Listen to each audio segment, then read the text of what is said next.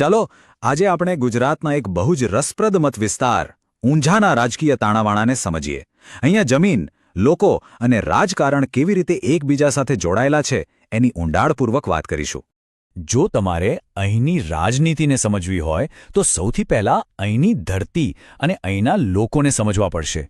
આ એવી ભૂમિ છે, તમે જાણો છો, જ્યાં હવામાં મસાલાની સુગંધ ભળેલી છે અને દરેક પાકની સાથે લોકોની આશાઓ અને એમની આકાંક્ષાઓ પણ જોડાયેલી છે. દરેક વસ્તુની શરૂઆત અહીંની માટીથી થાય છે. આ વિસ્તારના અર્થતંત્રનો પાયો જ ખેતી છે, એટલે કે અહીંની માટી માત્ર પાક નથી ઉગાડતી, પણ હજારો પરિવારોનું પાલનપોષણ પણ કરે છે. એ માટીને જીવંત રાખવા માટે શું જોઈએ? પાણી. સિંચાઈ માટે અને જીવન માટે પાણીની ઉપલબ્ધતા અહીં હંમેશા એક બહુ મોટો અને સંવેદનશીલ મુદ્દો રહ્યો છે. તો માટી અને પાણી, આ બંને જ્યારે ભેગા થાય ત્યારે લોકોની આજીવિકા બને છે, જે મોટેભાગે મસાલાના વ્યાપાર સાથે જ જોડાયેલી છે. અહીંનો ખેડૂત હોય કે વેપારી, એમનું જીવન બજારના ઉતાર ચઢાવ પર જ ચાલે છે.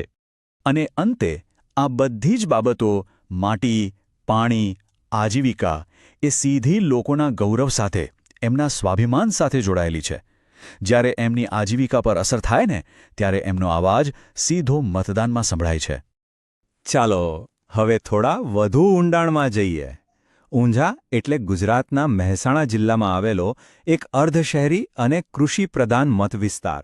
એને એશિયાના મસાલાના પાટનગર તરીકે પણ ઓળખવામાં આવે છે. અહીંનું જીરાનું એપીએમસી માર્કેટ, તમે વિચાર કરો, લગભગ 4,000 કરોડ રૂપિયાનું ટર્નઓવર ધરાવે છે. અને વસ્તીની દ્રષ્ટિએ જોઈએ તો અહીં મુખ્યત્વે કડવા પાટીદાર અને ઠાકોર ઓબીસી સમુદાયનું પ્રભુત્વ છે. હવે જરા આ આંકડા પર નજર નાખો. 51,468 આ 2022ની ચૂંટણીમાં જીતનું માર્જિન હતું. આટલો મોટો તફાવત. આ એક જ આંકડો આપણા આખા વિશ્લેષણનો કેન્દ્રબિંદુ છે. સવાલ એ છે કે આટલું મોટું અંતર સર્જાયું કેવી રીતે? આ બધી ચર્ચામાં એક વાત યાદ રાખવી ખૂબ જ જરૂરી છે. લોકશાહીમાં દરેક નાગરિકને ગૌરવ સાથે પોતાનો અવાજ રજૂ કરવાનો અધિકાર છે, અને એક જવાબદાર શાસનનું કામ એ અવાજને ધ્યાનથી સાંભળવાનું અને સમજવાનું છે. 2022નું પરિણામ ભલે બહુ મોટું લાગે, પણ એ એક લાંબા ઇતિહાસનું જ એક ભાગ છે. તમે જોશો તો 1995થી અહીં ભાજપનો દબદબો રહ્યો છે, પણ એમાં 2017ની ચૂંટણી એક બહુ જ મહત્વનો અપવાદ છે, અને એ જ અપવાદ આપણને ઘણું બધું સમજાવે છે. આ ગ્રાફ પર નજર કરો, આખી કહાની સ્પષ્ટ થઈ જશે. રાજકીય સમીકરણો કેટલી ઝડપથી બદલાયા. 2017માં કોંગ્રેસ 53.5% વોટ શેર સાથે જીતી, જ્યારે ભાજપ 40.7% પર હતું. પણ 5 જ વર્ષમાં 2022 સુધીમાં આખું ચિત્ર પલટાઈ ગયું. ભાજપે લગભગ 60% વોટ શેર સાથે જંગી બહુમતી મેળવી. આ એકદમ નાટકીય ઉલટફેર હતો. તો આ આંકડાઓ પાછળનું કારણ શું? આટલો મોટો ફેરફાર કેમ આવ્યો? 2017નું પરિણામ સીધું પાટીદાર આંદોલનની લહેર સાથે જોડાયેલું હતું, જેના કારણે કોંગ્રેસને એક એવી જીત મળી જે ભાગ્યે જ જોવા મળે છે. પણ પછી 2019માં કોંગ્રેસના જીતેલા ધારાસભ્ય પક્ષપલટો કરીને ભાજપમાં જોડાયા અને બધી જ ગતિ બદલાઈ ગઈ. 2022 આવતા સુધીમાં તો ભાજપે ફરીથી પોતાની પકડ એકદમ મજબૂત કરી લીધી. રાજનીતિ પોતાની જગ્યાએ છે, પણ મતદારોનો અસલી અવાજ તો એમના રોજિંદા જીવનના મુદ્દાઓમાં છુપાયેલો છે, જેમ કે ખેડૂતોની સમસ્યાઓ, મસાલાના સતત બદલાતા ભાવો અને ખેતીનો વધતો જતો ખર્ચ, પાણી અને પાયાની સુવિધાઓની અછત, જેમાં પાણીની તંગી અને ગામડાના ખરાબ રસ્તાઓનો સમાવેશ થાય છે, આર્થિક તકોનો અભાવ, ખાસ કરીને યુવાનો માટે બેરોજગારી એક મોટો પ્રશ્ન છે, અને હા, સામાજિક ન્યાય, જેમાં પાટીદાર અને ઓબીસી અનામતની માંગણીઓ હજુ પણ વણ ઉકેલાયેલી છે. તો આ બધી સમસ્યાઓનું નિદાન તો થઈ ગયું, પણ માત્ર નિદાનથી કામ નથી ચાલતું. હવે આપણે આ ફરિયાદોને ઉકેલવા માટે એક વ્યવસ્થિત અને કાર્યક્ષમ માળખા તરફ આગળ વધવું પડશે. કારણ કે રાજનીતિ ફક્ત સમસ્યાઓ ગણાવવા માટે નથી, એનો ઉકેલ લાવવા માટે છે. આ સમસ્યાઓના ઉકેલ માટે એક ચતુર્મુખી સિદ્ધાંત, એટલે કે 4 મુખ્ય સ્તંભો પર આધારિત એક વ્યૂહરચના બનાવવામાં આવી છે. પહેલું, કૃષિ અને વ્યાપારનું સશક્તિકરણ, જેથી ખેડૂતો અને વ્યાપારીઓને સ્થિર આવક મળી શકે. બીજું, જાતિગત સમાનતા અને એકતા, જેથી સમાજમાં સૌહાર્દ જળવાઈ રહે.